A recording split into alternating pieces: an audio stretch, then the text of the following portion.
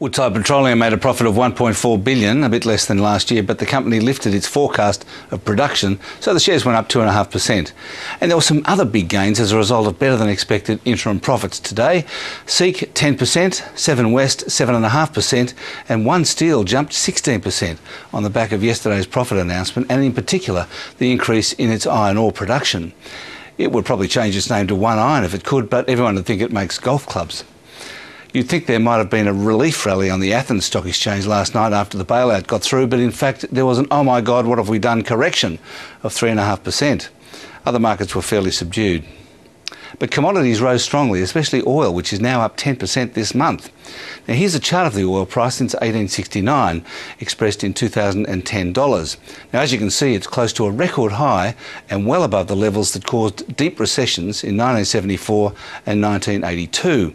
The difference is energy efficiency, which means the oil burden is lower. The Australian dollar sank nearly a cent today to just above 106.5 US cents, and it's heading back to 80 euro cents apparently. A couple of items of economic news. Australia's wages index rose more than expected in the December quarter, 1%, or 3.6% for the year. And China's manufacturing index is at a 4-month high. And finally, let me leave you with another debt chart. This one combines all the debts of each country: non-financial companies, financials, which is basically banks, government and household. Most indebted is the UK because its banks are up to their bowler hats in debt, for a winning total of 940% of GDP.